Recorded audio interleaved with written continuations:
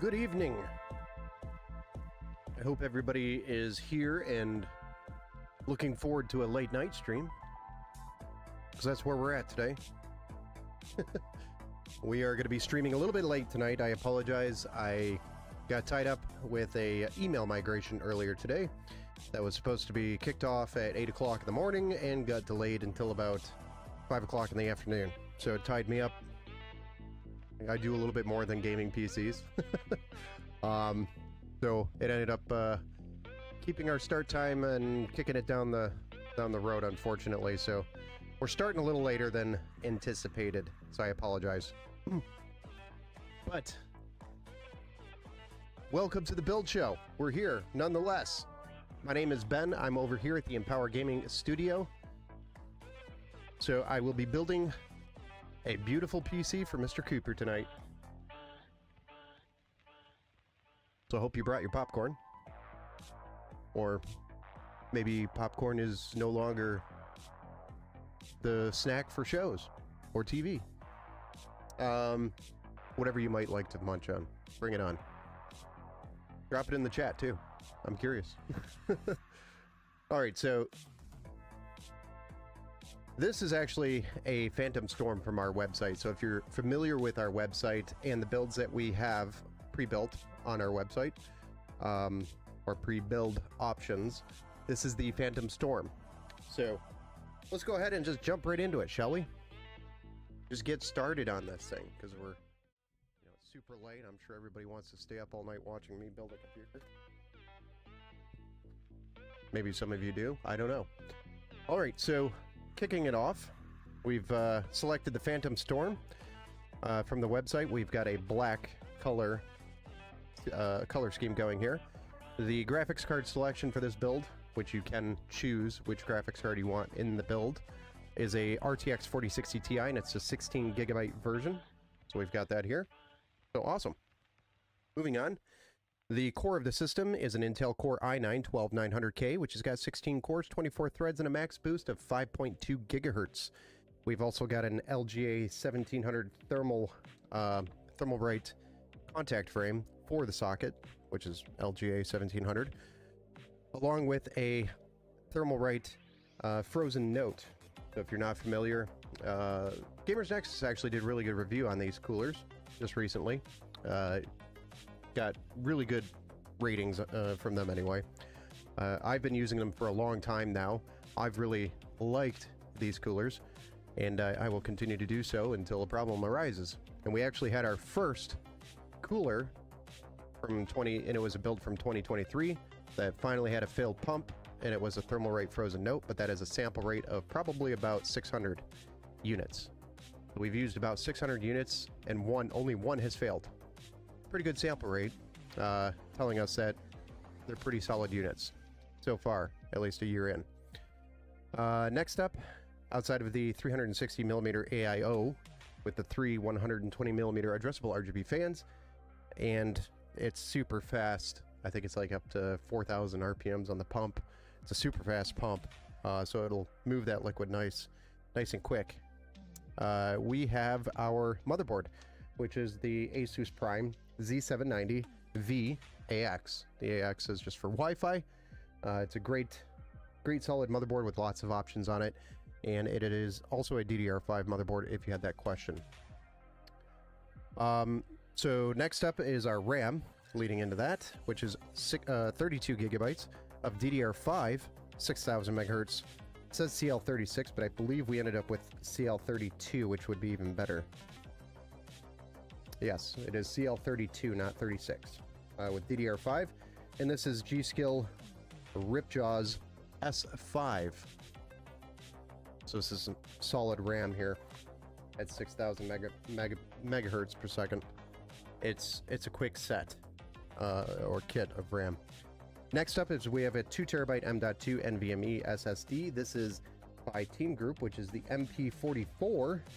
And if you're not familiar with that, that is a super fast SSD, and it is SLC cached, or TLC, SLC caching on the drive, so it's going to last a lot longer, and it can handle heavy read and write loads if you're basically copying or moving a lot of data, it'll run or maintain its speed a lot longer than your cheaper drives. So it's a much better drive, is moral of the story. Next up we have is our graphics card, which is the RTX 4060 Ti at 16 gigabytes. It's got GDDR6X. It's 128-bit. It's PCIe 4.0 with a great combination from the CPU and the motherboard. This card's going to run absolutely outstanding in the system. And this is the Zotac Gaming Amp Edition, which is factory overclocked by Zotac. There's already a factory overclock on it. Next is the case, which is going to be the Montech Sky 2. If you're not familiar with that case, they did actually release a newer version of the case recently, but we're still running the Sky 2 builds. So that's what we have here today. And that's an ATX mid-tower with two tempered glass panels, the front being tempered glass and the side panel being tempered glass, and then the intake being on the side and the bottom, and then exhaust on the rear, and the radiator or AIO is at the top, exhausting all the heat from the top and the rear. Next up is the fans. We have 120mm fans inside the case that are included. They're by Montech. There's 4 of them. We have an 850 watt 80 plus gold power supply by Segitep.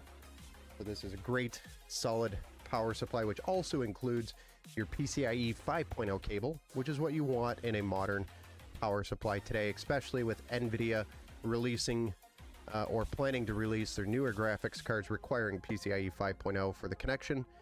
If you're building a PC today, make sure you're getting a power supply with PCIe 5.0, because that does seem to be the direction of the standard for the power connection on the graphics cards. So it'd be a good idea to invest in a power supply with PCIe 5.0, which is what this one has. And it's also ATX 3.0 ready, if anybody cares about that. Next, we're planning Windows 11 on here. Yes, it has Wi-Fi. Yes, it has Bluetooth. And yes, all of the RGB will be software controlled via the Asus Armory Crate. All right. Anybody have any questions on the build? Seems to be like a quiet night tonight. I know we got started late, but how's everybody doing since last night?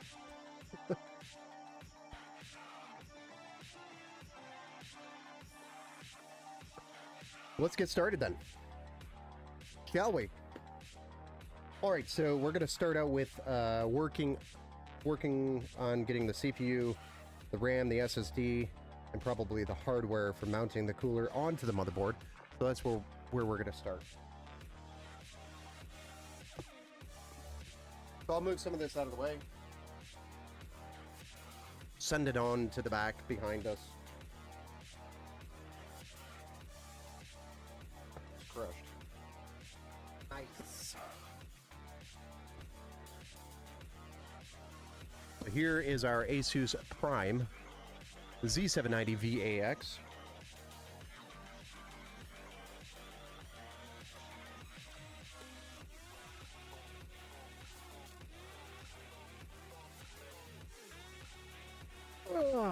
Fresh new board. Factory. From the factory. Always got to get a smell. I'm just kidding. Don't do that.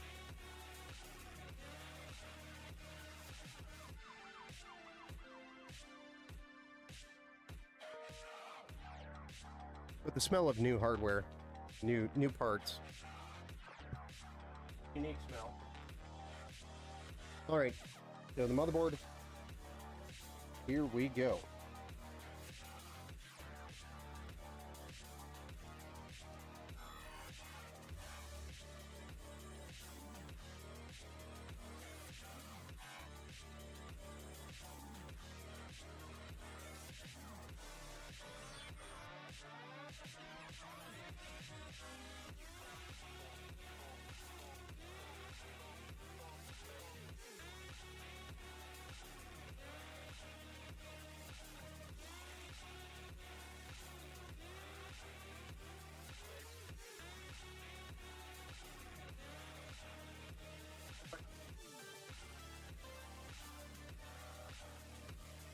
There it is. I was looking for my remote that allows me to control the camera. Hey, what's up? Gary Smith, do you put the RAM in slots 2 and 4 or 1 and 3? It's actually going to be A2 and B2 is usually the label on the motherboard. So I'll show you specifically with DDR5 and DDR4. It's generally the same, but you want to make sure you're putting it in both the gray slots here. Would be the ideal first locations that you're going to be installing. With DDR5 though, when you are running DDR5, you should only be running 2 sticks. If you run 4 sticks, yes, Alder Lake, yes sir. Thanks for joining. Welcome to the Build Show, Gary Smith, and welcome to the Build Show, Oysterhead over on Twitch and Gary Smith over on YouTube. Nice. So we've got with DDR5, you should only run 2 sticks. And the reason why is stability problems when you're running more than 2 sticks. When you start running 4, and you shouldn't be running 3, but if you did, there's going to be stability issues with DDR5. So DDR5, the rule is only run 2 sticks. And we're going to be putting that in A2 and B2, which are the gray slots. I don't know if that's... Maybe my mentality is different. Yeah, it's A2, B2. Like R2, D2, but it's A2, B2. I'll fix that. There you go. And if you zoom in nice and close here, and I know it takes a second for the camera to focus, but you can see right here, it lists out A2 and B2 being the 2 gray slots. Also, dual channel works better with 2 sticks, I believe. Correct. You are correct. And that is for DDR4 or DDR5, but dual channel in general, 2 sticks, DDR5, that's really your rule with DDR5 anyway. Gonna get you the best results with stability. You run 4 sticks, you're probably going to experience blue screening. You'll probably never be able to hit your actual XMP or AMD Expo speeds. It doesn't matter. I've seen so many times where people have 4 sticks in a DDR5 board, and as soon as we pull the 2 sticks out, everything just works. And of course now Intel has, you know, issues with their 13th gen and 14th gen CPUs. Not the 12th gen CPUs, which is what we're building with today. So that's an ongoing wonderful thing that is unfolding in front of me.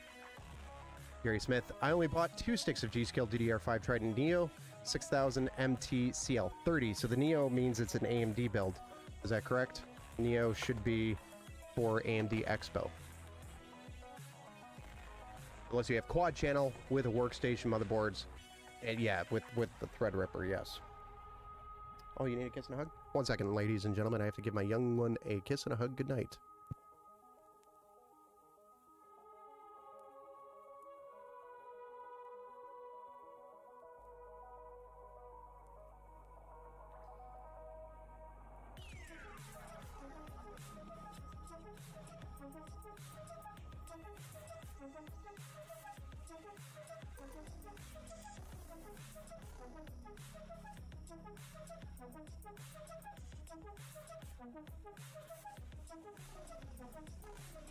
Okay.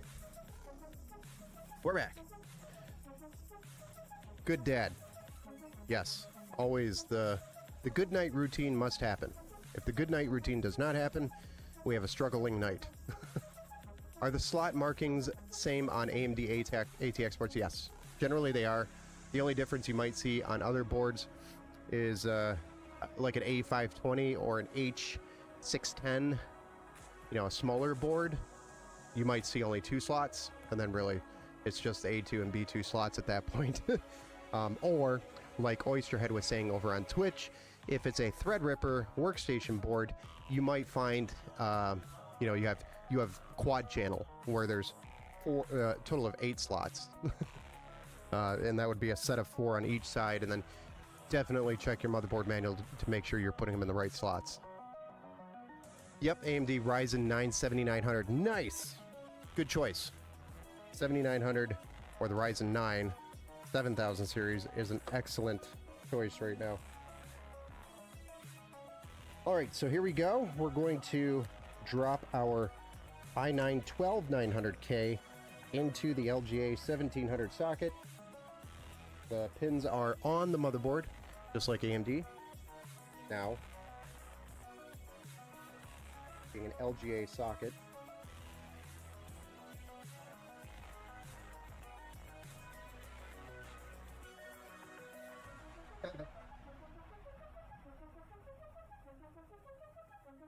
That's a first. That I don't think that's ever happened to me before. Good though, it's all good. We're all okay.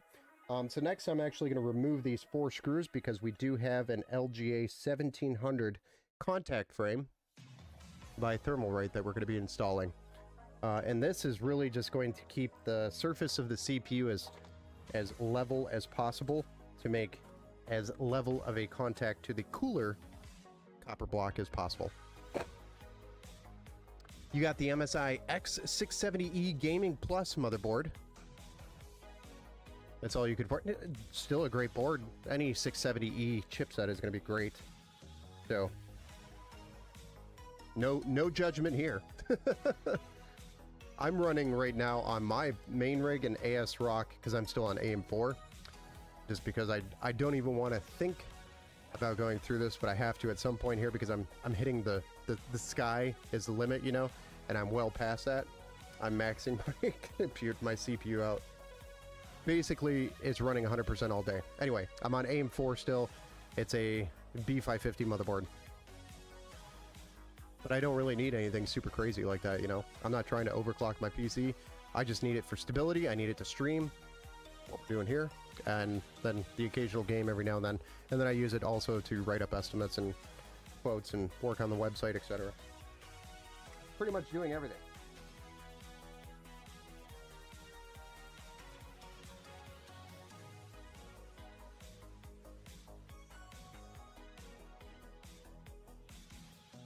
I'm actually thinking I should take this out and it went in on a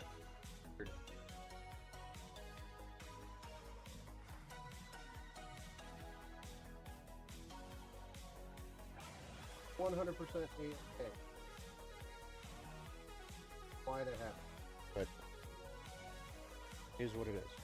Alright, so now we're going to drop the contact frame right over. And then we're going to reuse the same screws that we just removed to finish securing this contact frame to it.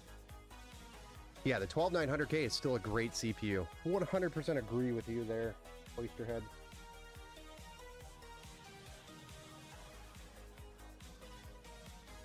Yeah, for the most part, this PC, I believe, is going to be used for gaming. And if Cooper's in here, maybe he can tell us what he's planning to do with the PC. Unless we started too late. Bedtime. I know we said originally we were planning around 7:30.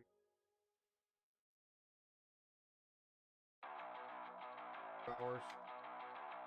I hate doing that, but sometimes that's how the day just lands.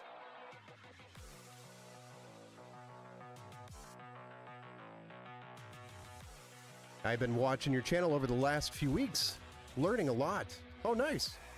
Well, thank you for hanging out. I appreciate it. Things have changed so much. Yeah, things change rapidly with technology now these days. It's hard to keep up unless you're just doing it day in and day out. Like, you know, one day you're telling everybody, hey, go Intel.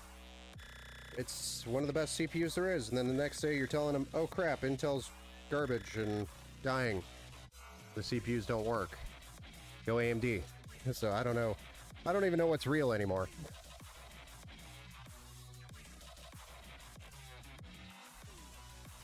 All I can say is thank you, Intel, for creating a large cluster that we have to deal with now.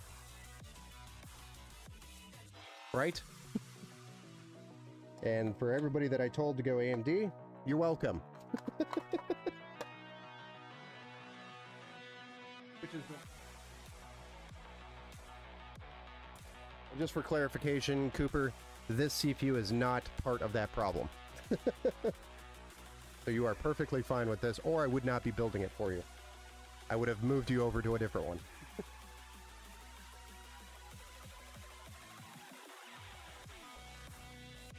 There we go, A2 and B2 we used for the 32 gigs of DDR5, 6000 megahertz CL32, which is again the G.Skill Ripjaws S5 that we just installed with the Intel XMP 3.0.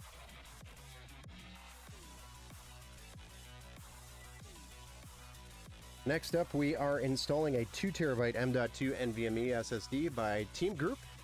This is the MP44. Sounds like a military gun from World War II. But it is not the military MP44 from the German military. It is a M.2 NVMe SSD Gen 4.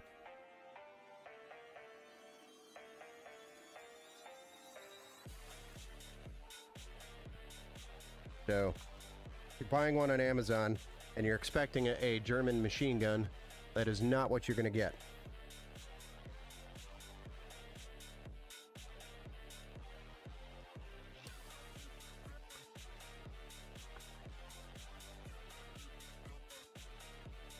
Just thought it was funny, the naming scheme. Alright, so here it is. We gotta go grab a stud out of the motherboard box.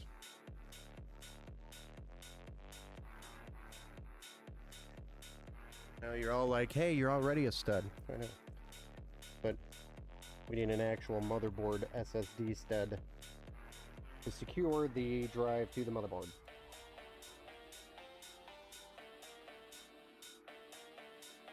Which we'll just slot in here, like so. And then we'll use the little M.2 screw to secure it. That's what you were thinking. I knew it. I knew it.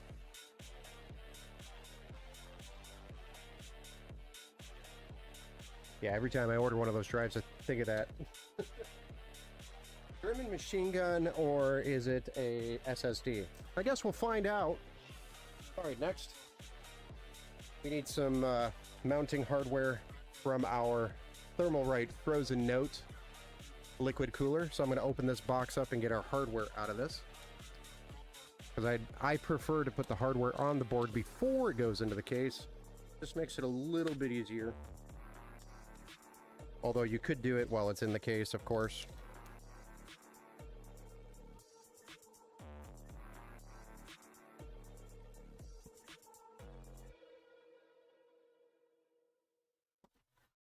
Then, we'll go ahead and get the case out here next, after this. I know everybody's super excited to see that.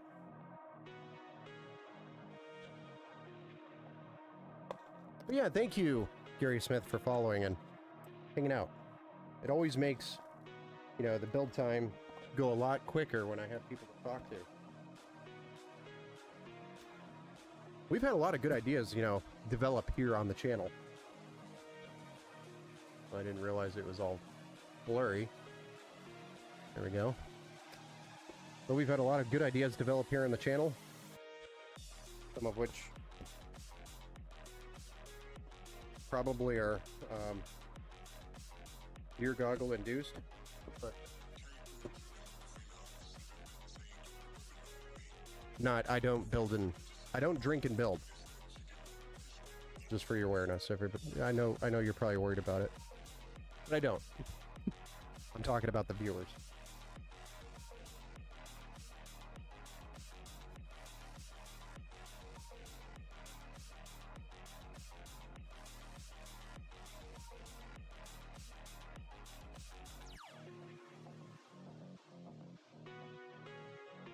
There's that.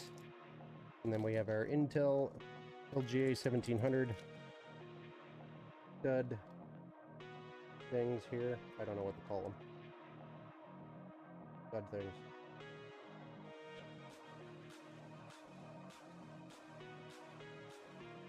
Will say I probably will end up putting these on last.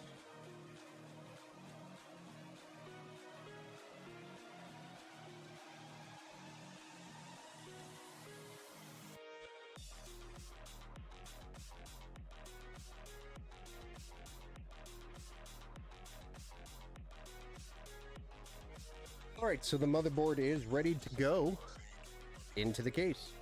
We're going to send that to the side, we're going to zoom out, then we're going to get the case out.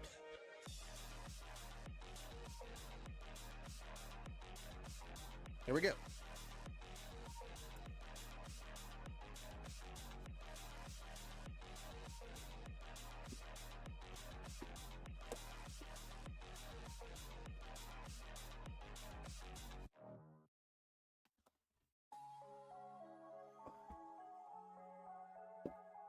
Hello there.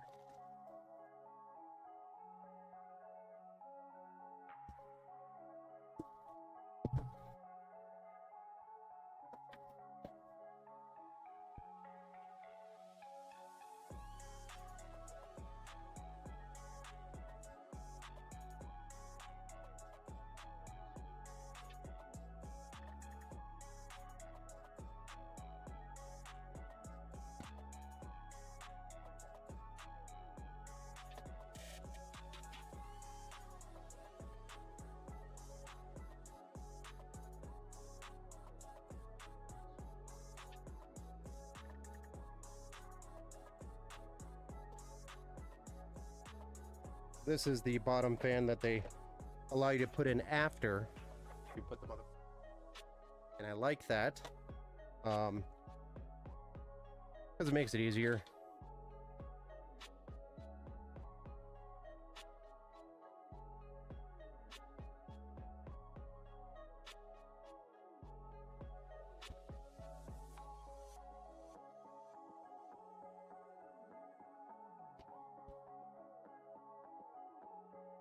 Our hardware kit and the manual. So we don't need the manual. We've built in these several times before. Not like it's one of those weird cases by Be Quiet where they have a little push button to open it. You guys remember that?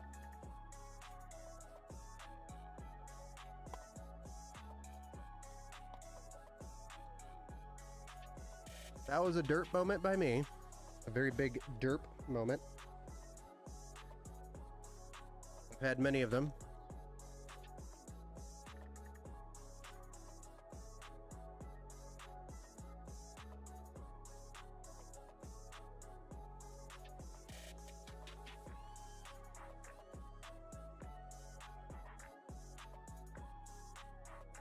I'm just looking for our motherboard screws.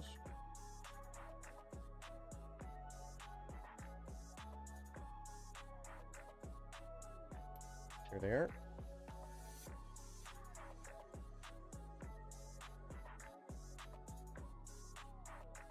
Now we're going to drop our motherboard in, but before we put this in here, we do have to put our I/O shield in.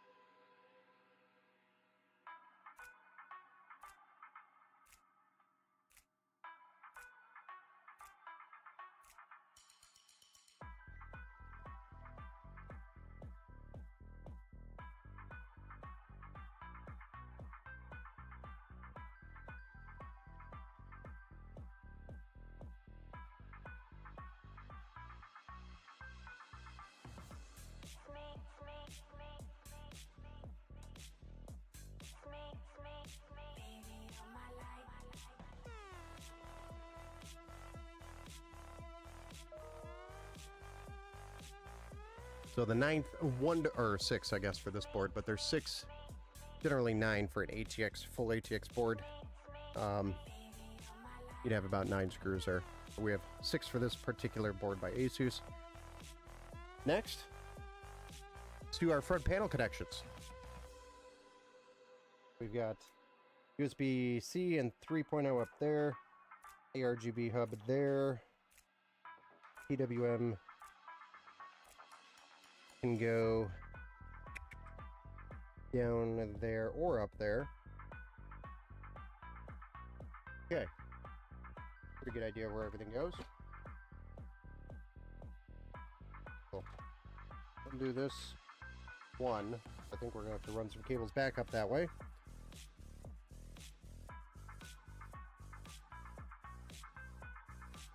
Such as our USB-C and USB 3.0 cables, both of which run all the way back up here.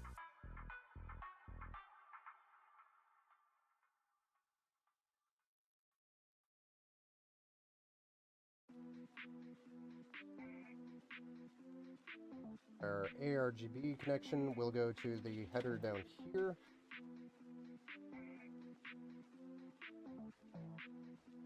And then our PWM fan connection will go here. And our HD audio also down here. And front panel. Easy enough. Except for this guy that wants to fight me.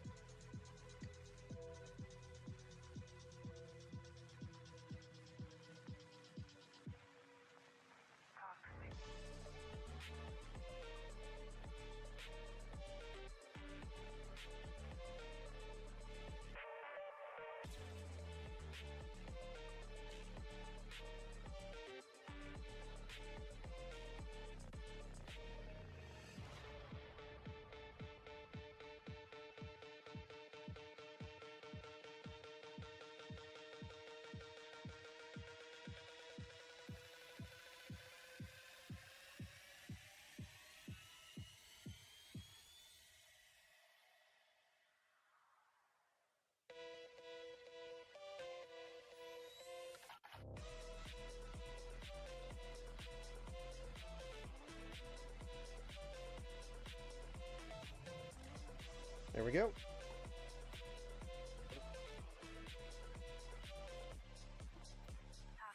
Gonna take that off, why don't we? There we go. We've got all our connections installed. All of our connections down here and here. So I guess we could put in that bottom fan. We're gonna set this as intake so it grabs from the mesh on the side on the front. Adds a little bit of intake directly to the GPU. And this is a reversed blade, so we could put it facing up to match the rest of the fans in the system.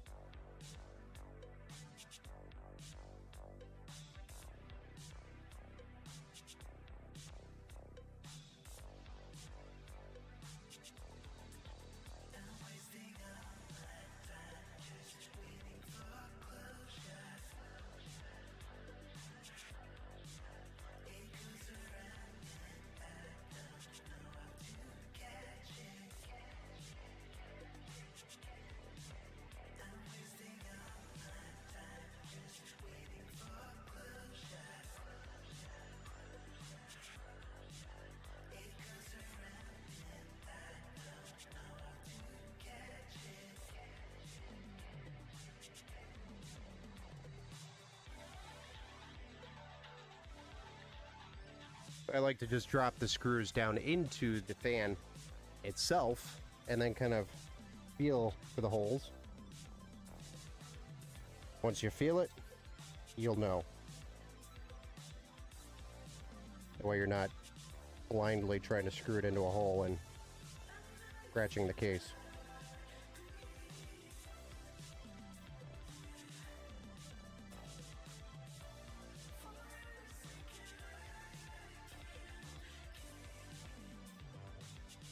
And we try to put the fan over here in the middle because the power supply is going to be covering up the majority of this section here. You could put another fan here if you wanted to, but this is more than enough intake directly at the graphics card, which is going to be right in here. It'll be nice intake, cool air coming right at the card. This is mostly just the intake here on the side is mostly going to come in and get cold to the back and the top for cool air going through the radiator. So, talking about the radiator, we're pretty much ready to throw this into the case.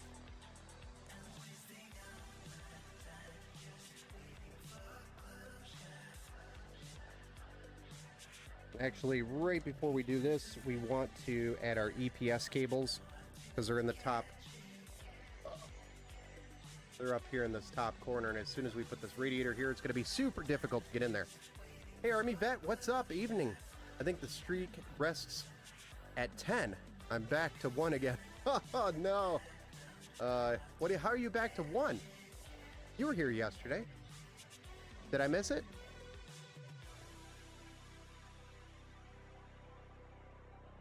I could have sworn you've been here pretty much every single stream.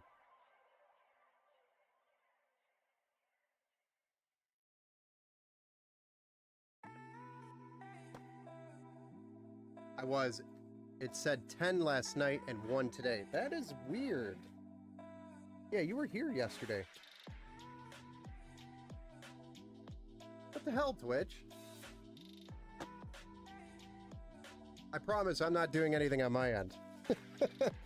Here's me playing a great joke on you. Army Vet thinks she's getting to 11. Not today. No, seriously, that sucks. I don't understand why Twitch is doing that, though. It makes no sense. No sense whatsoever. Because you were physically here. I saw you. I wonder if there's a way for us to fix that. So I wonder if Thermalright would do an RMA for a fan, or should I just grab one from my other PC? Why, what's going on with the fan?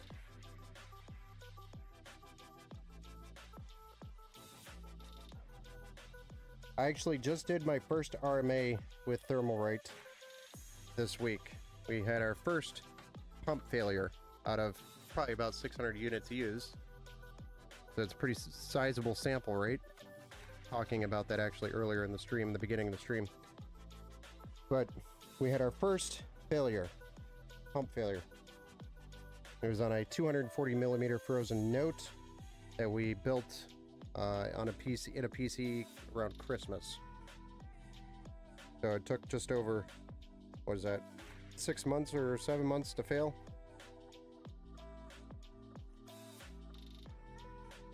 Anyway, going back to the experience with them, it was pretty easy. All they asked for is a video and a weird way to upload it to them, and then they were sending us another cooler. And I don't know if it's different because we bought it through a business portion on Amazon, you know, direct. I don't know how it worked out, but I don't know if it's any different for you guys.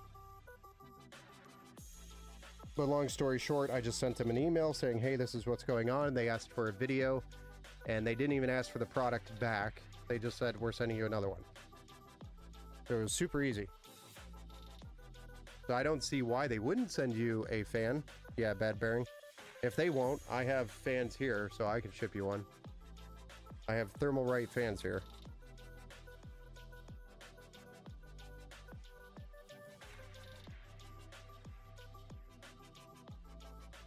In black. So let me know if you need black or white. I think I should have. I should have both. But I usually have those Thermalright fans on hand. Yeah, I've ran into probably a couple of those fan bearings, but I've just purchased another one of their fans and put it on there out of my own pocket, because sending back a fan for a few dollars just a waste of my time.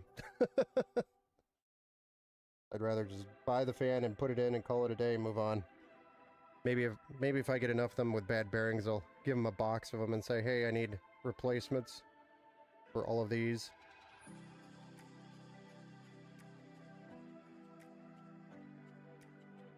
Might freak them out a little bit. I don't know. Would be funny. You have the 120s from the old case that I could use, yeah. Is it keeping the fan from performing, or is it just noisy? If it's just noisy, it's not gonna you know, as long as it's spinning, it should be fine. And then you have the two other fans in there already still. It's not the end of the world while you wait for one. But the noisy part would drive me nuts. That would.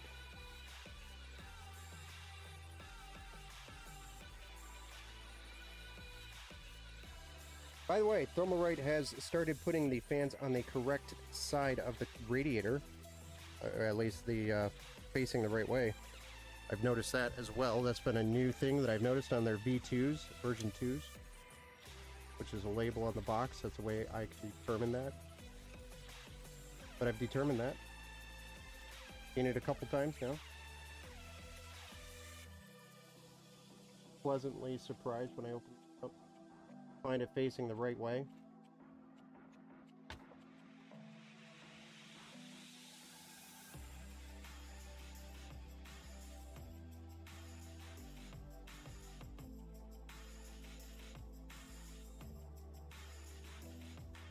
Yeah, I think on Amazon the Thermalright fans are just a few dollars. They're not super expensive.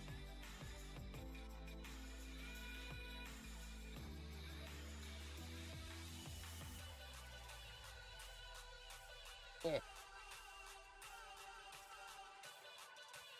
Come on. Work with Daddy. Come on.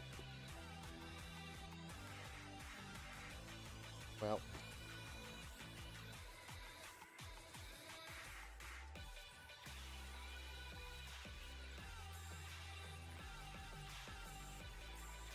How it's sitting there, I don't want to explain how it's sitting there. Explain yourself! Oh, sorry. Wingardium Leviosa. Great, Harry Potter's gonna come running around suing me. Or, Warner Brothers, or... Who did Harry Potter? I don't even remember. You're a Harry... You're a Harry wizard. You're a wizard, Harry. At first I thought I read it wrong. You're a Harry wizard. I was like, ah! I am a Harry wizard.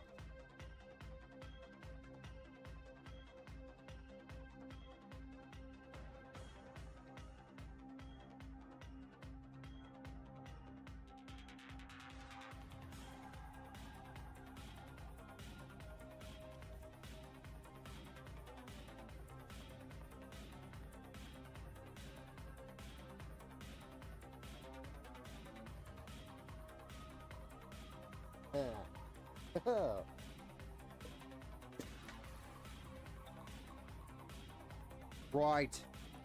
This is going to be a pain in the bleepers. Maybe not. Maybe so. Getting our little pump header plugged in here. Now you probably can't see because of my big fat head. Sorry in advance. Go. Gotta get that plugged in. There. Look at that. A nice fancy liquid AIO cooler installed. It's starting to really come together and look like, what do you call this? A gaming PC. Now we're going to peel our little plastic thing off the copper block so that everybody is aware. You should do that. Don't leave that on there. Very easy to do. Okay. Peel it off. If you don't peel it off, you'll be overheating. Hey John, what's up? How long is a typical build and what's your longest build? Welcome to the build show, John. Typical build time is about an hour 40-ish, hour 30 minutes. That's our typical build time, so that's probably where we're going to be.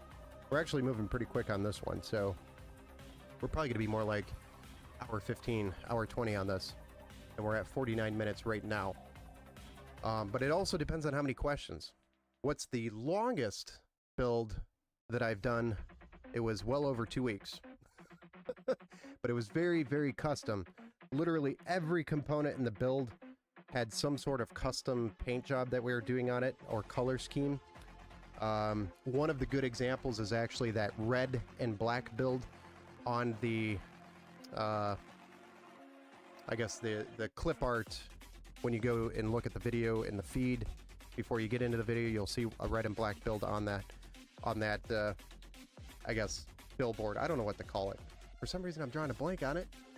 But that was one of them that took about a week and a half to do, and it's mostly because of the custom paint. Now, if you're doing an open loop, which is, hey, what's up, Jar of Dirt? Jar of Dirt has arrived. Before Steve Anderson, yes. He was here yesterday, though. So open loops, which is a different type of water cooling. It's where it's a custom loop versus what we have here, which is a factory sealed all-in-one liquid cooler, meaning this was built and factory sealed by the manufacturer. So I'm not touching the liquid, period, throughout the entire build process. The liquid is already in there, it's already sealed, and it never will be unsealed for the life of this unit. An open loop is where we are actually using, for example, acrylic or what's the other one? Drawing a blank on it, but there's two types of plastics that you primarily will use in a build, and you basically have to, oh, that's nice.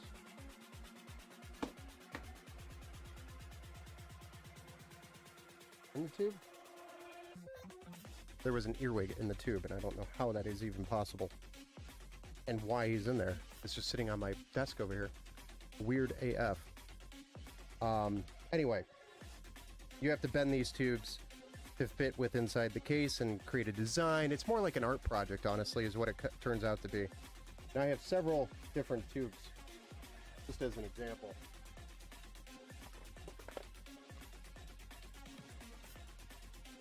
Or another example, here's a tube that I already had pre-bent, that I ended up redoing because I didn't like some of the bends on this one, particularly for a cool design that we were doing inside a PC case. But these bends take time. You have to sand each end of these down so it doesn't cut any of the O-rings. There's a lot of work to it, and it takes time to perfect. More of an art project. So, lots of planning, yes, with the liquid open loop builds, yes. So, if that was something we were doing, it adds a significant expense to the build because there's a lot of time involved to do that work. So, that is why, you know, a build could take weeks, depending on, you know, the build quality. And we obviously want to make sure our quality is as good as it possibly can be. So I do take my time on those builds to make sure they're perfect, because you pay a lot of money for them. Welcome back to the build show, Mr. Texas Ken. We're going to apply our thermal paste here on our CPU.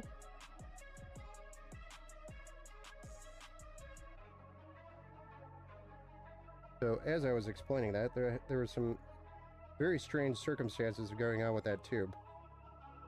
I don't know if anybody caught that live on the stream.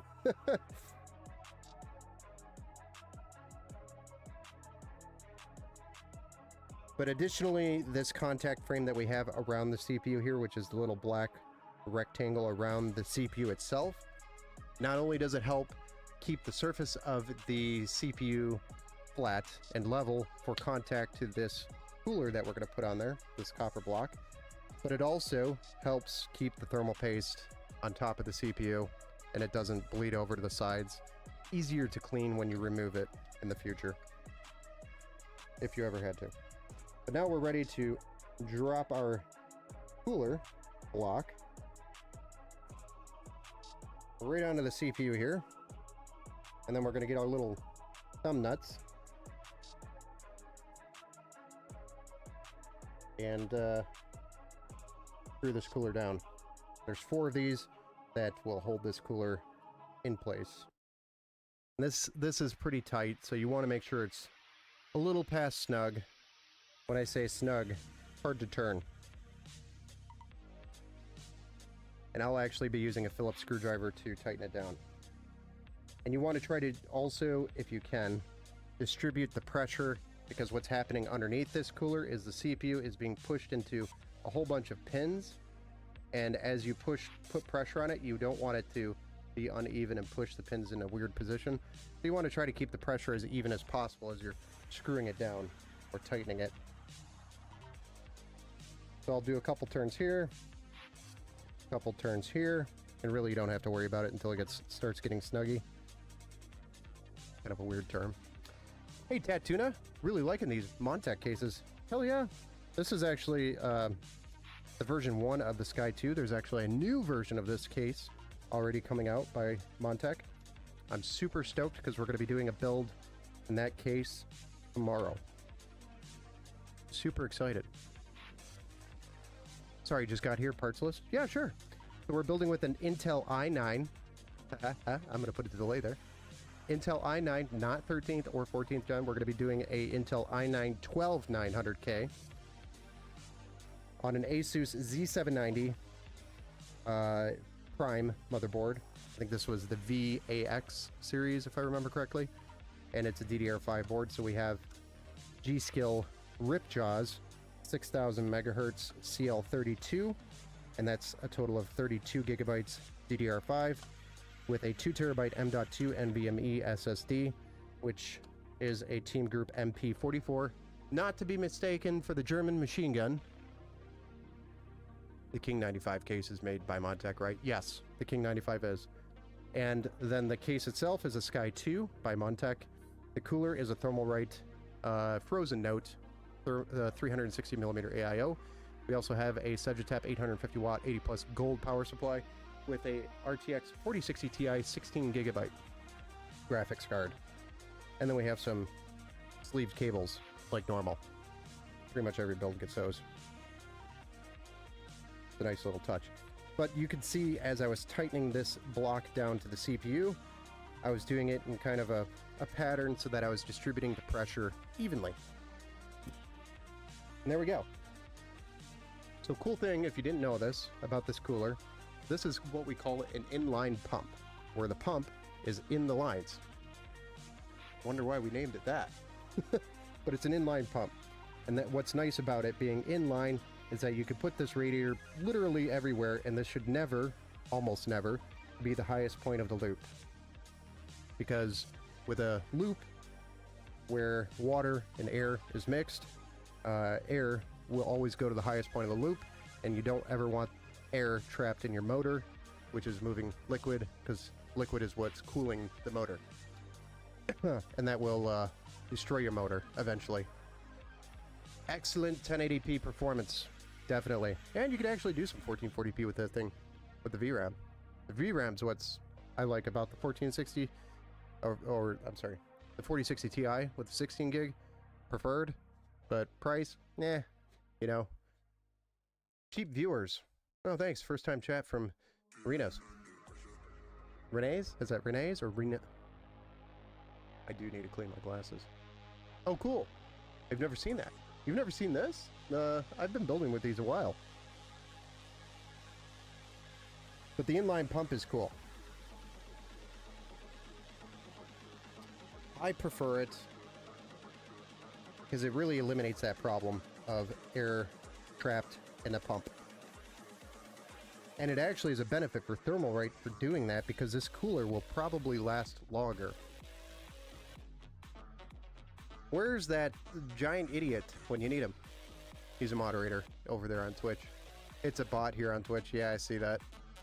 I just wish they made AIO with cooler tube sleeve. You know, that's actually funny that you say that, because I actually buy this.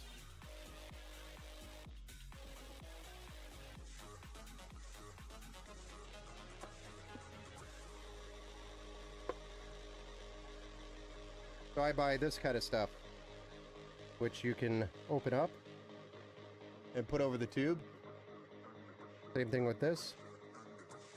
And we can put it over the tubes. And I do that for custom builds.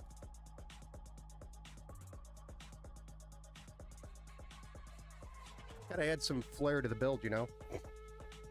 My Montech, red Montech build I actually did for the FITUS 2024 event, which is a LAN event. If you're not familiar with it, it's one of the largest LAN events in Pennsylvania. It's an annual event. I go there each year, so if you ever want to catch me real in person, that's one place to do it, is at that event. But I do also generally build a PC for them to give away at the event, which is super cool, because somebody comes there, shows up, you know, with a PC, and then they go home with a brand new PC built by yours truly. Super cool. Do you have green? Not available right now, no. I don't have the green sleeves, no. Unfortunately. It's a popular color. Can't you tell by my screwdriver colors and everything else? Green is the deal here. Nice. All right. So we're looking pretty good here. This PC's coming along very nicely. Now we just need to finish up with the cables. So let's go ahead and finish up the 24-pin cable here. And that's going to be plugged into our 24-pin slot here on the motherboard. And this is what powers the motherboard. So this is what provides power to the entire board. And that's why it is beefy. But the gray and the black colors on these cables are going to blend very nicely with the build itself. Good color scheme for the colors on the parts. Especially when we get the graphics card in here, you'll see what I mean. Zotac. For anybody that knows Zotac cards.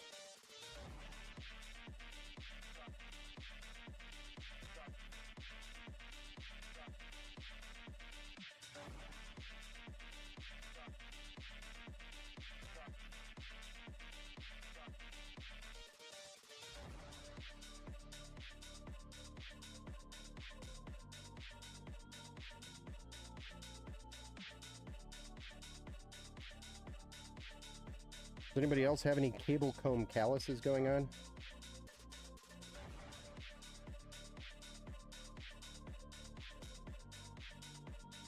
I think at one point I tried to impress my wife with my cable comb calluses, and it did not work the way I envisioned it. Did not work. Apparently girls don't think that's cool. But Mrs. Empower was not impressed with my cable comb calluses.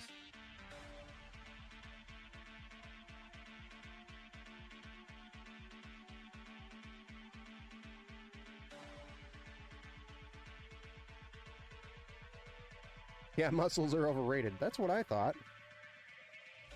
I was like, brains wins games, right? Totally wrong on that part too, I feel like. Although, it did say yes at some point.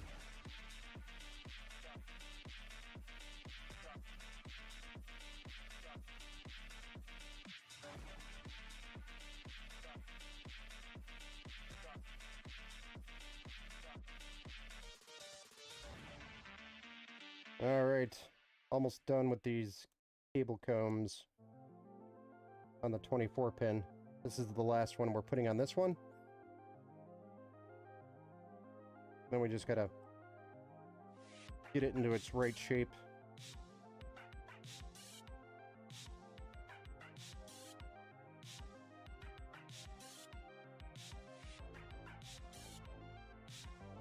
Without hopefully breaking it.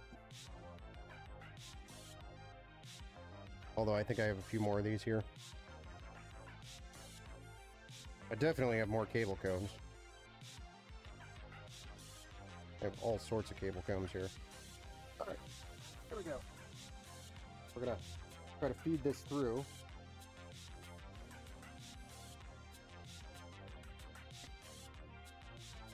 Add glass panel. Okay. Oh. And then we'll connect it.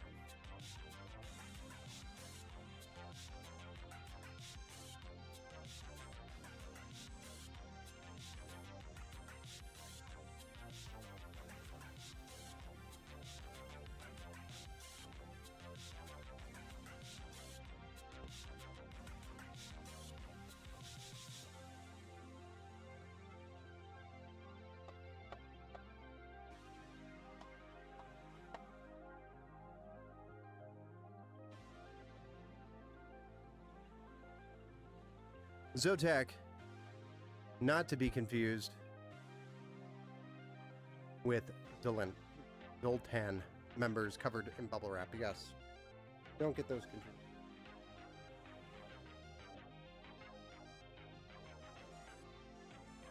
All right, I just found our friend from the tube. I don't know if anybody caught that.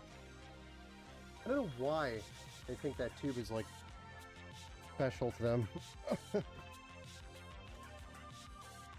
one of the last things we're going to have to do is deal with the cable management back here. Obviously, we're looking a little bit floppy. But, you know, that's kind of normal. I got to move this up. There we go.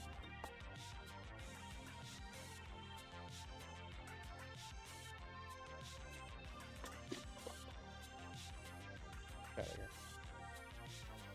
So we're looking pretty sloppy back here, but we'll clean that all up. Before we get to that, though, let's drop a graphics card in here. And I'll deal with those cables probably later, too. Drop a graphics card in here. Get the cable, sleeved cable on that. Then we'll do some cable management on the back side, along with the power supply. And then we can fire this thing up for the very first time. We're almost there. A little over what I said it was going to be. A lot of people don't know this movie. Dude, where's my car? Dude, where's my car? I can't do a, what is that, Austin Powers, or who is that? Austin somebody. Powers. It's Austin, what's his name? Right? Am I derping right now?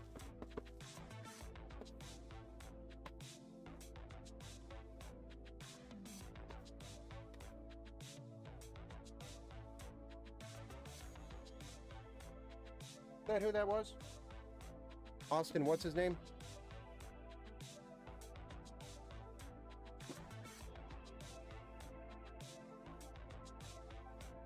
The moment everybody's been waiting for. The RTX 4060 Ti 16GB graphics card.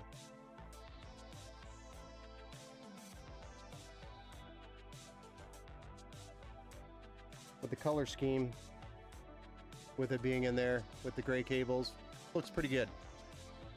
Can't go wrong with it. Stifler? I don't know. I'm not a movie guy, guys. I'm like Lord of the Rings, Star Wars type of guy. But that's my limit. And I guess maybe I watched, not really a movie, but a TV series. The Game of Hormones. Is what I call it. Game of Thrones. But I'm not your typical movie person.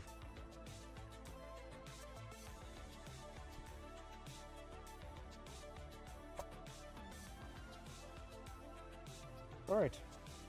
Card is installed. minus the screws and the cable.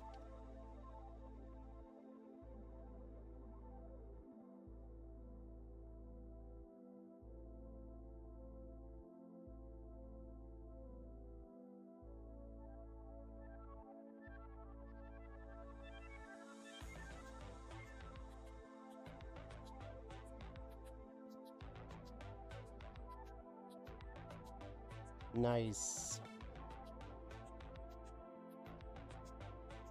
Box of shame. Why do I go to what? Why do I go to the box of shame? Because I didn't watch a movie?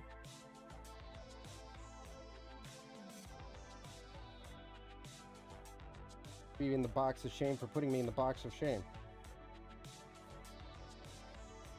Then we should make a movie called The Box of Shame.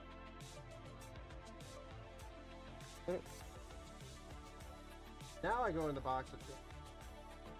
No.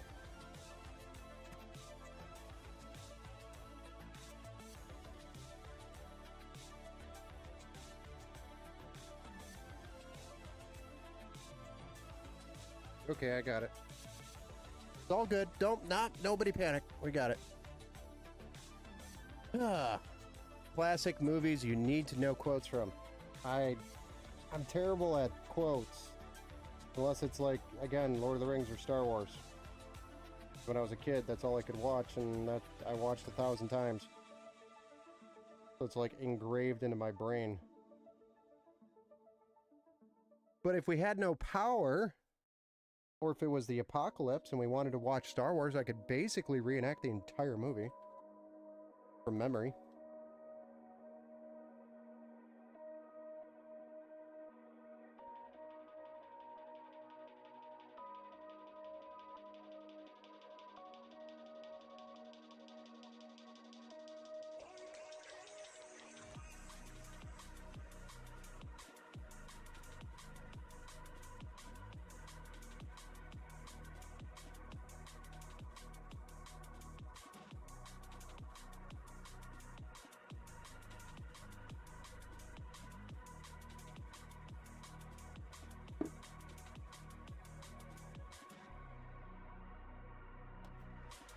Nice. What do you guys think? Looking pretty dope?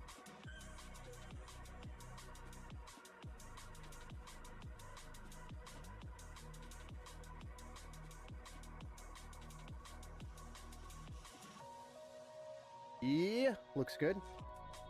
All right, let's get a power supply in here. Then we can get everybody off the stream and off to bed.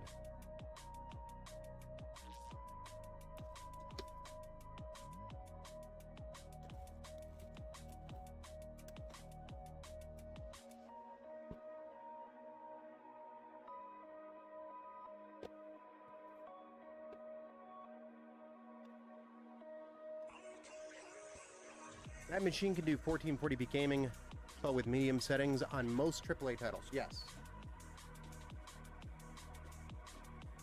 On this thing all day. You're not going to run ultra settings on it, but he could if he upgraded his power supply. Or I'm sorry, gosh, because I'm holding a power supply. He could if he upgraded his graphics card, and that is actually leading into the power supply quote that I said on. But I have an 850 watt power supply that's going in here. So he can upgrade to all the way up to like a 4070 Ti Super if he wanted to. So he could upgrade. That's the whole point. Easy upgrades. Pull the old card out, put the new card in. Bam. Upgraded.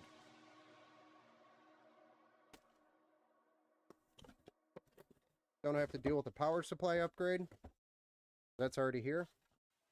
Because it only costs, you know, now $20 or $30 more to get a bigger power supply than it would,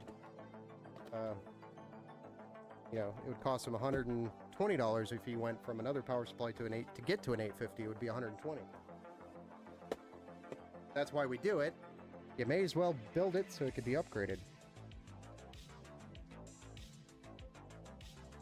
Try to do that most of the time.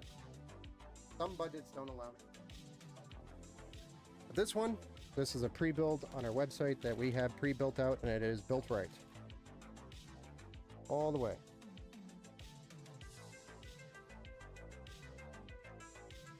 Basically, you select the core, and then all you have to do is select your graphics card that you want. That's what really determines your budget, is your graphics card for this build. Not too bad at all. Yeah, not too bad. It's a great card.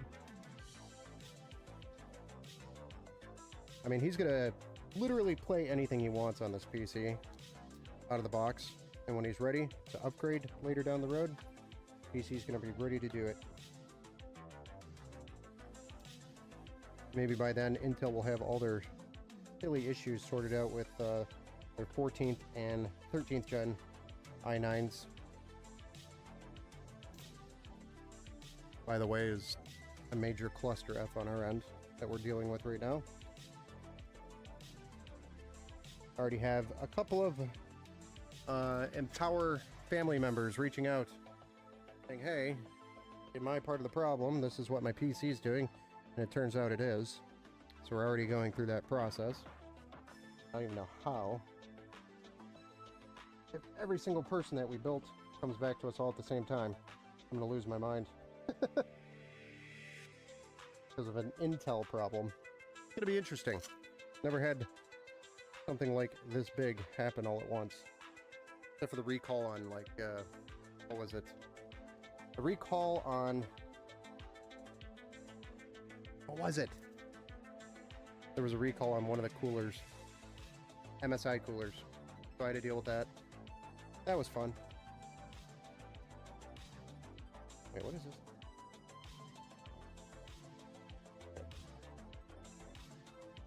We had some liquid coolers out there by MSI that we had to recall. Swap out for a different cooler. That was fun. Usually if you're out of state, we just schedule you at a local shop, repair shop, and send the part to them, and then they do the work, etc. You don't pay the bill. We do. You know, fun stuff like that. We get creative. Rather than having to ship the PC all the way to us. I'd rather avoid the shipping if we can. And it gives the local shop some work. Alright. So, power supply gonna go in here. Easy. We're just gonna slide it into the side. Out. We're gonna rotate to the back. Line it up. Put our 4 screws in, and that's going to mount the power supply. Then we just got to plug all the cables in, do some cable management, fire this bad boy up finally.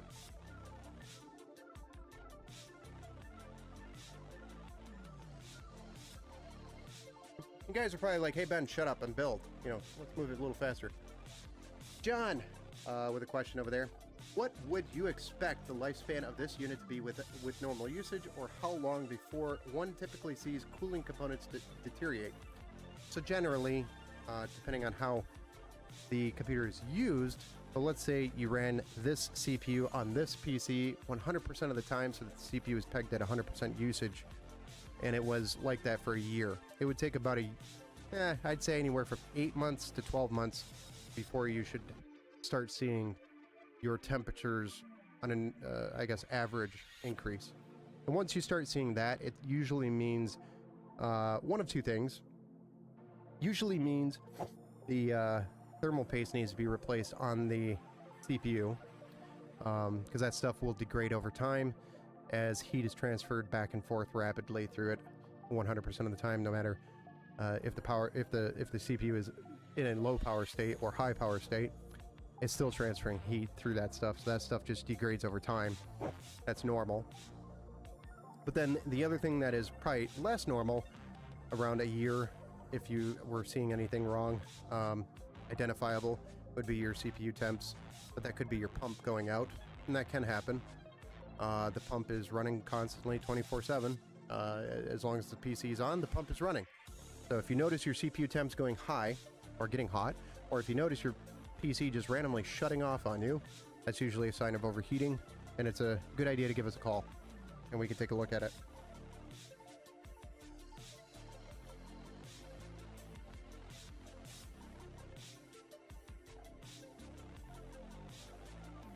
But the other part of your question, how long do we see this lifespan for this PC? This PC should last probably, I'd say, anywhere from 3 to 5 years before you really have to go into some major upgrades.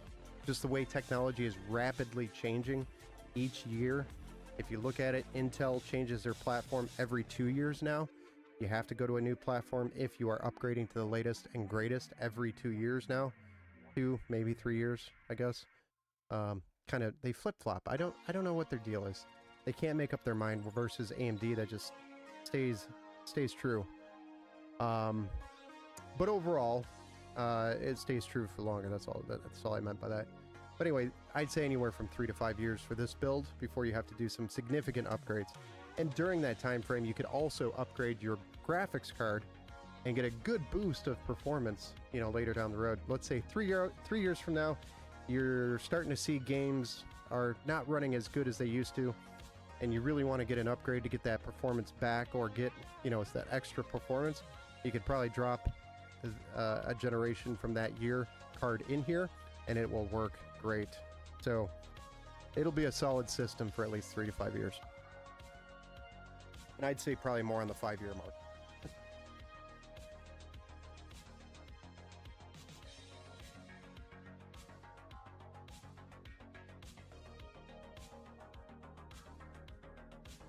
I can't predict the future.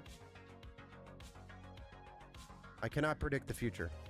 So if games all of a sudden require way more demanding things out of components than they do now, at the rate that they're currently going, then obviously that would change. But as of right now, I'd say anywhere from 3 to 5 years. A solid system to start with.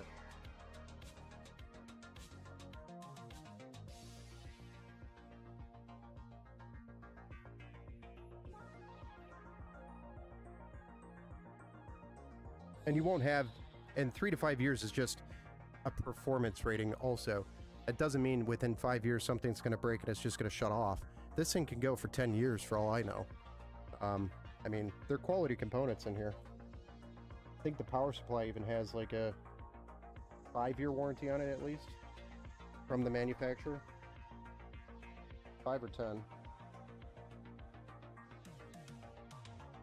I don't remember. I'd have to go look it up exactly.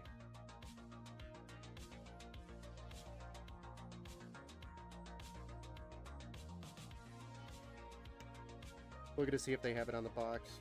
I don't think they do.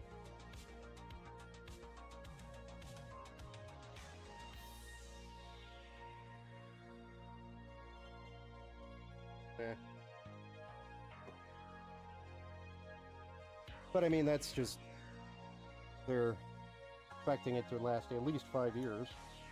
So it at least has a 5-year warranty. I know that for sure. But I mean, I have systems out there that have lasted more than 10 years. And they're still going today. So, a bad business model, because, you know, the return customer isn't returning quickly. But great for the customer, because they don't have to buy a new PC every other year. The garbage CyberPower releases is just so bad. People are like running it for the year, it either gets full, and then they're like, nah, I'm gonna sell this and get another one. It's just like cannon, it's basically cannon fodder. It's cheap. Then, or power supply goes out, and they think it's going to be super expensive to fix when it's actually not. They sell it broken for super cheap, and somebody on Marketplace picks it up and replaces the power supply and makes a quick buck on it. You have no idea how many times I see that. And it's all because CyberPower just refuses to use a quality power supply in their units. They would just listen. Where's that fan? Fan, what am I doing here? My brain is just all over the place right now. Fan.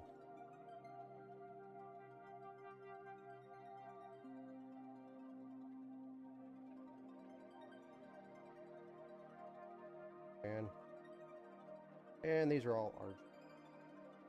Okay. I think I know what I'm doing. Keyword there was I think.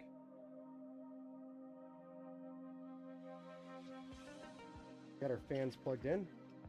Yay, you did it. Did it, Ben, you did it. Done did it. Now I need an RGB connection from the fan from down yonder. Run that all the way back up here. I'll just plug it into. Okay. Bounce it off that because we have 1, 2 adapters here, so we need to down to 2.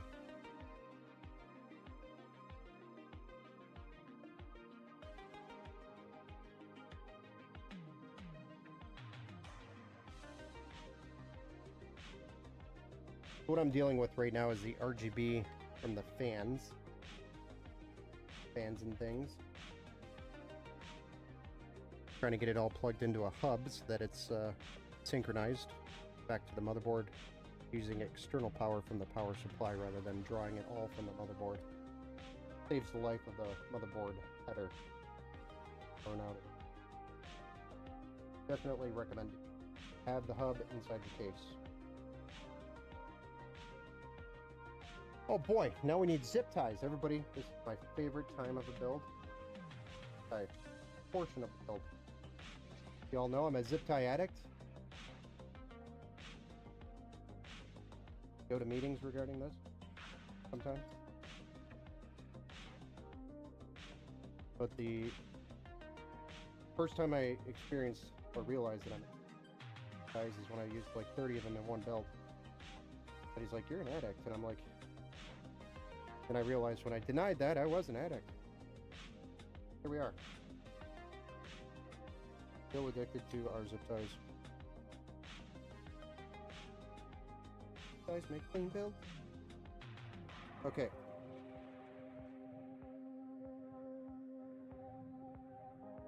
Now I could try to jam that in there. I think I'm going to do that. You guessed it, a zip tie.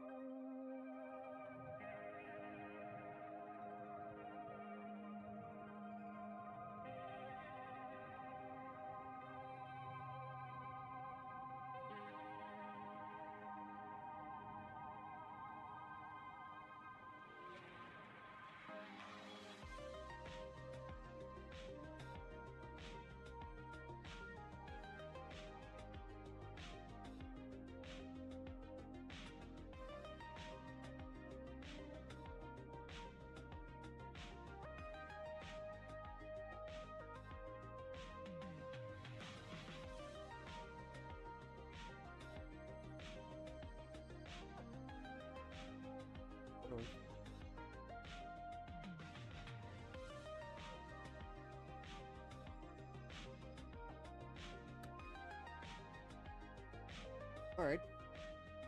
So there's some cable management there for you. Now we just need to get the graphics card plugged in back there. Oh boy.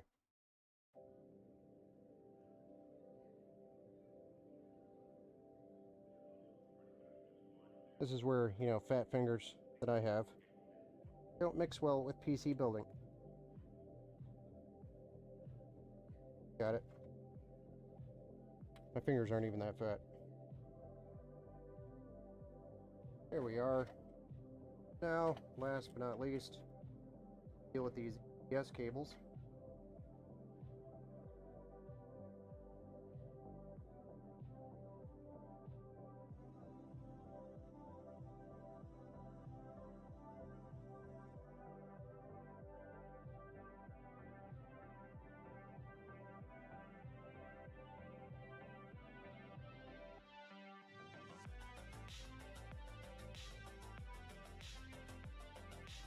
Usually this song comes on right around the end of a stream, the end of the build. If you haven't noticed it. Wish I had your job. I love building computers, making them look dope. If you ever come to Florida, you should come see me at my shop. I'll tattoo your logo on you. Dude, you don't have to do that. Thank you.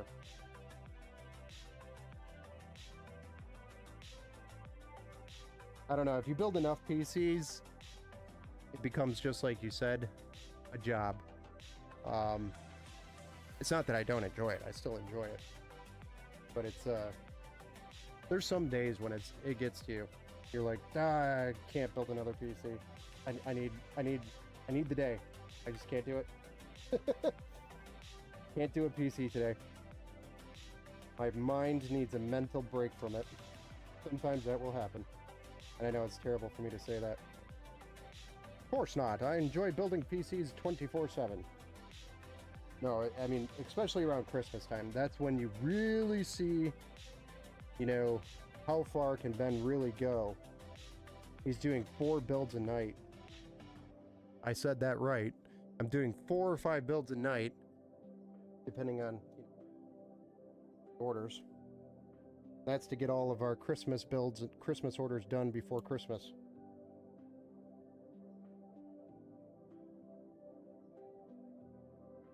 And that is a busy time of the year. Basically, I don't sleep for a month is the end result.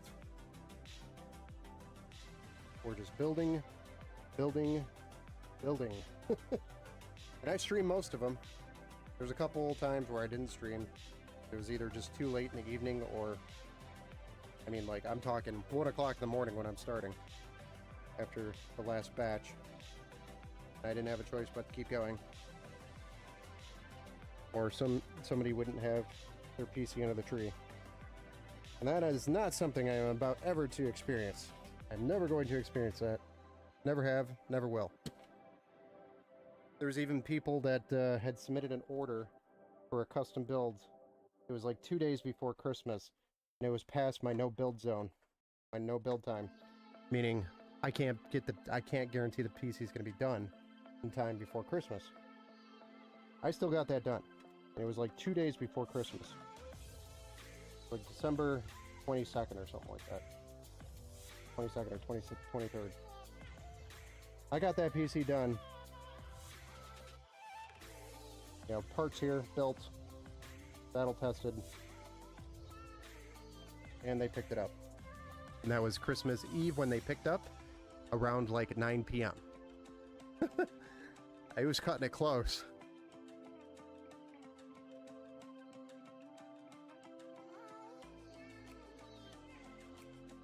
I don't know, man. I used to mod PCs before I was a cool, before, you know, it was a cool thing to do back then. It's still a cool thing to do.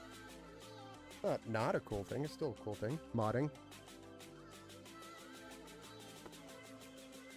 Enthusiasts inside, you must do it. Alright. Cooper, do you like the cable management back here? It's about as good as it's gonna get. But I mean, if there's anything you want me to change back here, I can. Looks fantastic. Thank you, Tattoo Tuna, over on Twitch. Austin Catcher. Kutcher. Yes, thank you for the name correction. Is the stream that far behind? Or did you just Google it for me? Because you felt bad. Huh, I wonder if my chat's just that far behind. On YouTube. Somebody go over to YouTube chat and send me a chat. I want to see how long it takes. I think there's a delay going on right now. I don't know why.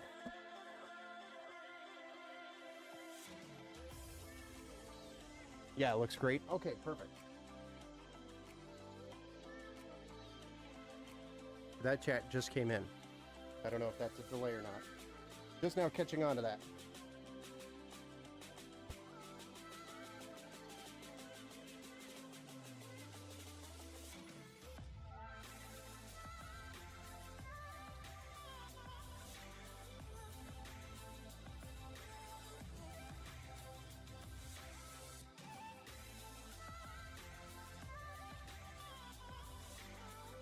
What do you think of that?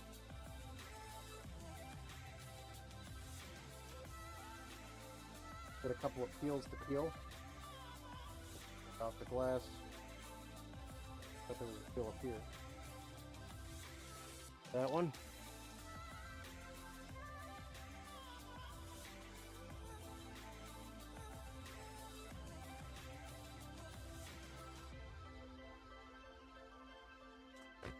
I think this is a new bike.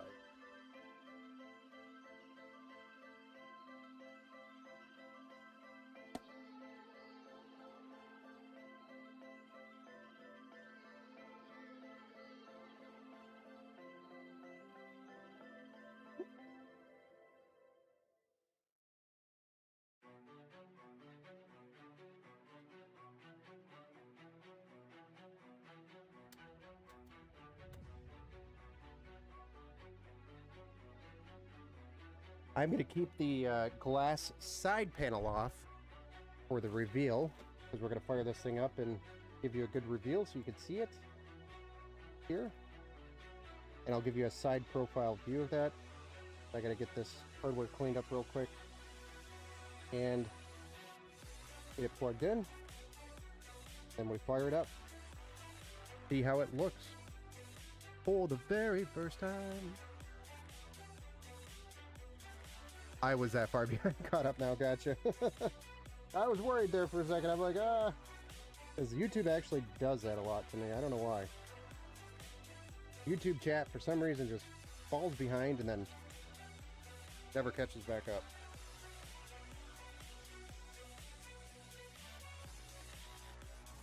Alright, where are we at? Could have done better.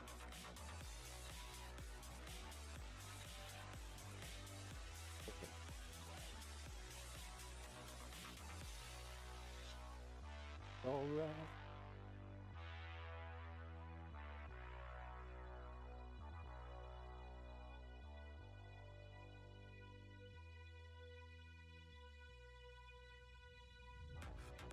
Alright, plug it in, fire it up. Let's do.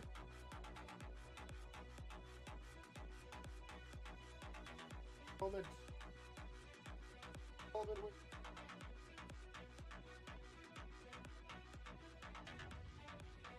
Ben knows how to build.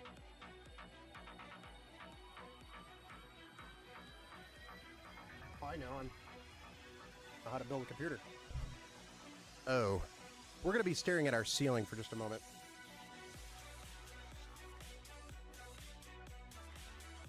Please hold. I just realized my second camera is pointing at the ceiling. PTZ Pro 2 by Logitech has decided that it is gone rogue. Come on yonder. There you go, bud. Pretty good zoom. There you go. I know you can't see it yet. Trust me. For the better.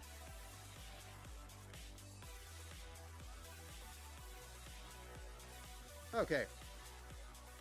Let's see how blurry this thing is. Oh, yeah. There we go. Little focus going. Silly camera. Trying to go off in its own direction there. Alright. Here, let me bounce the camera while I'm at it.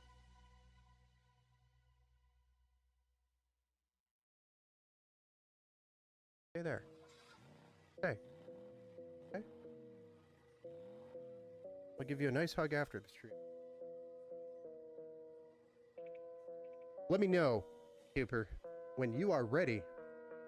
Push this power button. Hey, Aaron. Welcome back to the build show. That's nice. Thank you. It'll look even nicer when it's on.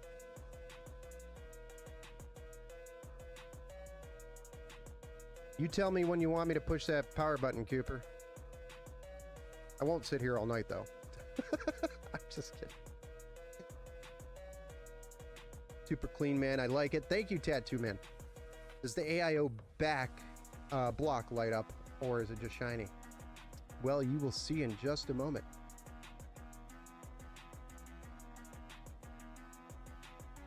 Cooper,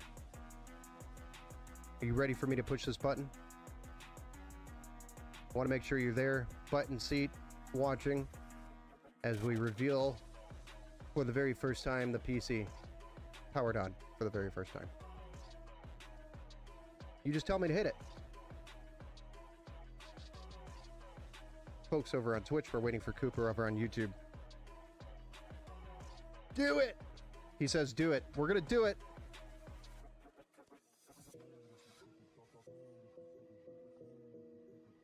Just kidding.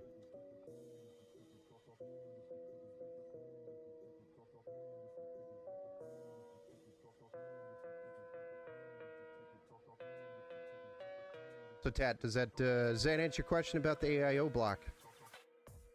Jar of Dirt claps. Thank you. Thank you.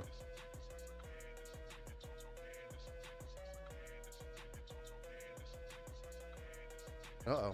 I'm just kidding. It's doing it because it's DDR5, guys. Remember, DDR5 has to do its memory training, so it does its little power cycle thingy-ma-bopper sometimes while it's doing the memory training. But it will post. Post just takes longer with DDR5. No worries. Do not be alarmed. It's normal. Dick. Thank you. Yeah, it looks great. Yeah, those fans are just super, super clean. I like the Montech fans that are in there a lot. Whoever decided to make those fans with the border RGB only needs a big steak dinner tonight. That is by Montech. You can buy those fans separately, and they do come in both your traditional standard fan and the reverse blade. And they have them in both 120 and 140 millimeter, and they're both available in white and black colors. Cool, huh? They're available on Amazon if you want to know where to get them. But they are a little premium, so I think they're about $15 a fan.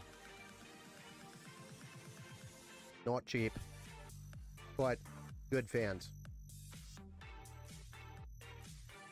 They do not make them in green, but I could spray paint them.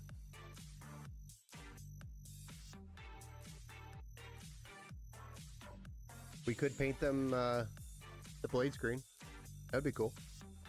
You just don't want to put too much weight on the blades. So awesome. Awesome. Same CPU cooler I have. Yeah, it's a great cooler, isn't it? Still running nice and solid performance out of it.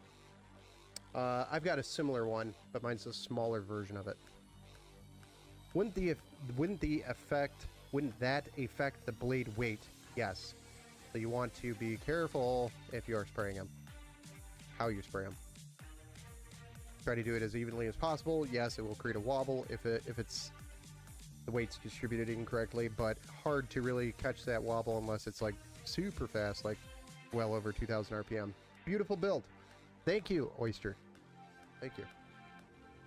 Cooper, I hope you like your new PC, man. We just got to run it through the battle tested phase and finish installing Windows, drivers, do some tweaking. And of course, like I said, the battle tested phase, make sure everything's running the way it should be, and then it'll be ready for pickup. So we should have it ready to go actually by today's Wednesday, Thursday, no later than Friday. We should have it ready for pickup. Sound good?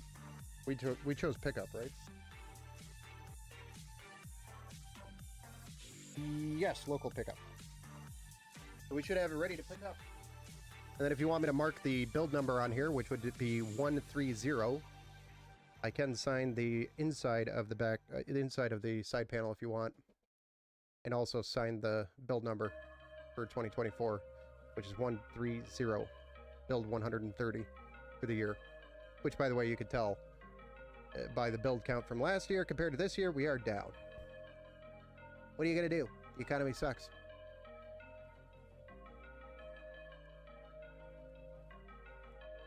Tat, I run my fan's rocket ship speeds.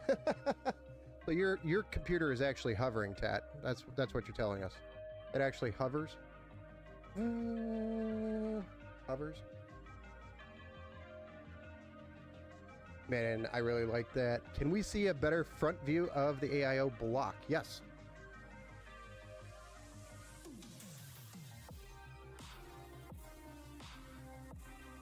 Is that a better view for you, Tat?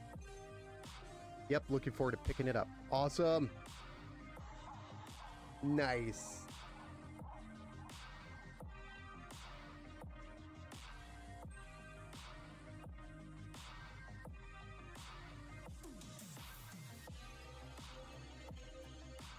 We can also do this. Check this out. We can zoom right on in.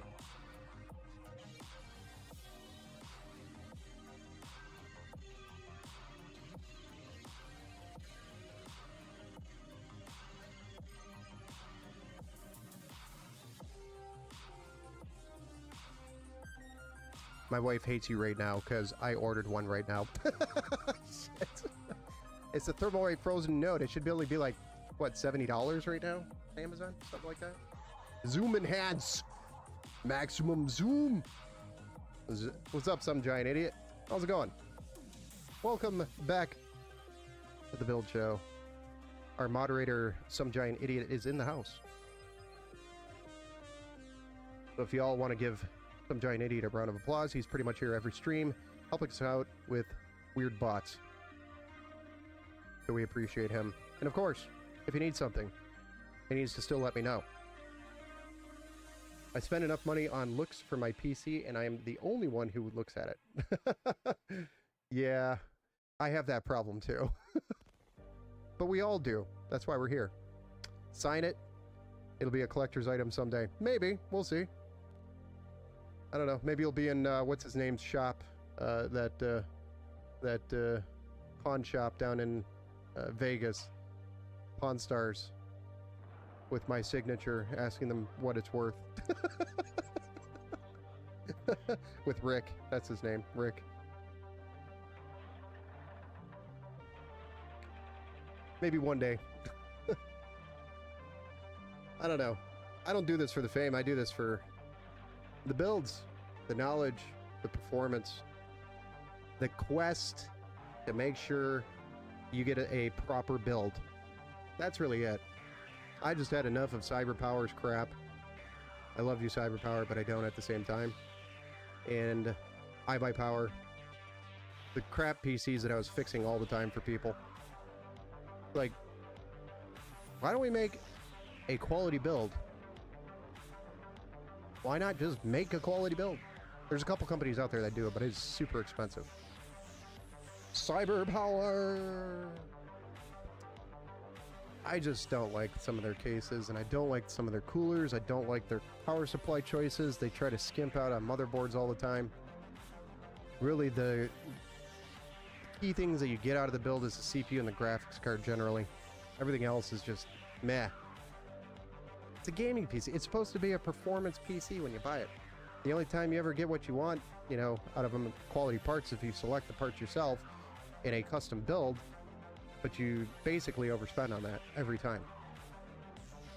Do I have a Discord? Yes. Yes, I do. It should be in my link tree, which I can go grab and drop for you. I could drop the link tree in there or the Discord. Hold on. Please hold.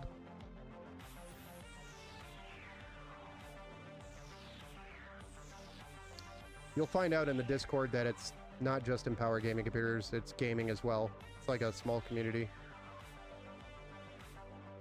We play Call of Duty, PUBG, and Beyond All Reason. It does not look like the Discord is here. Huh.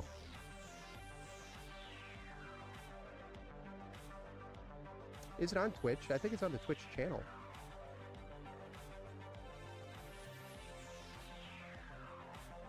We might get overlapping sounds here for a moment.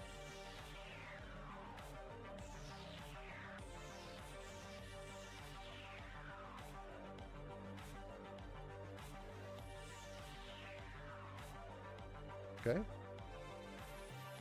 Okay. Nice. I think the Discord is on my About screen. Or on the... should be on the video. In Twitch. Let's see. Blah, blah, blah. Blah, blah, blah, blah.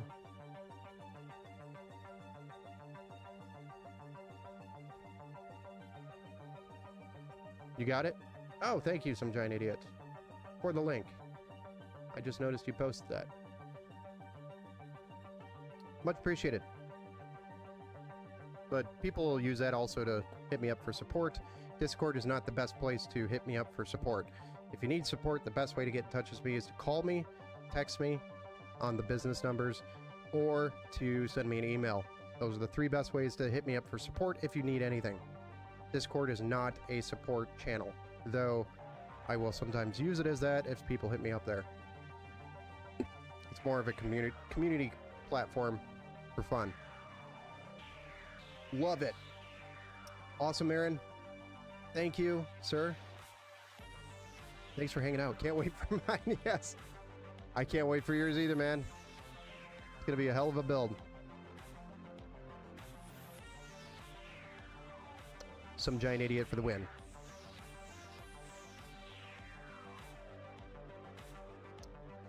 Right on, guys. Jar of Dirt. Is Steve Anderson in the Discord? I don't think he is. I don't think he's in the Discord. If not, I'm winning. If you're in the Discord and Steve Anderson isn't, then, you know, make sure he knows that. Tell him that. Share it with him. But on a side note, guys, we're at 11:30 p.m. Eastern time over here, so I am going to call it a night. Tomorrow we are going to have our big UPS build that we're doing. When I say UPS build, it's because our main UPS guy who comes here and picks up all your PCs that we ship had decided he was purchasing a PC through us and having us build it for him. So we are building his PC live on stream tomorrow. Trying to start around 7:30 again, but might be later. So anywhere from 7:30 and 8:30 is probably when I'm going to start. In that time frame. Eastern time, of course. And we'll get his PC built. I'm super excited for this build for him. He's been waiting a while for it. We're waiting on some parts to come in. It's all here. We're doing a complete setup for him. So 2 monitors, keyboard, mouse, and the mouse pad, along with the gaming PC as well. We're not going to be really showing any of the monitor, keyboard stuff or anything like that on stream, but we are showing off the build itself during the stream tomorrow. So thanks. Fun watching the build. Awesome. I'm glad you enjoyed it. And I will have this ready to go anywhere from, if not tomorrow, then it will for sure be done on Friday, ready for pickup. So be on the lookout for an email saying, hey, we're ready for pickup. And then come pick it up. Hang out. So thanks everybody again for joining us. Ben signing off. We'll see you tomorrow. Have a good Wednesday hump day night.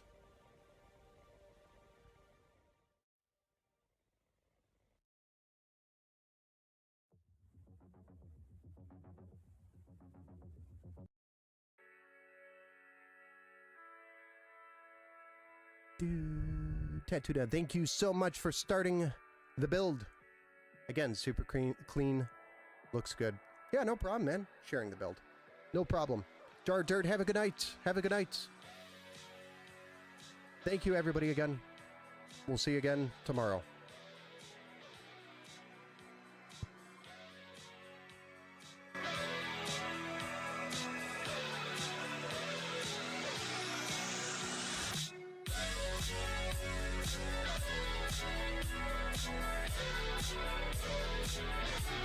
Good night, some giant idiot, and thank you again.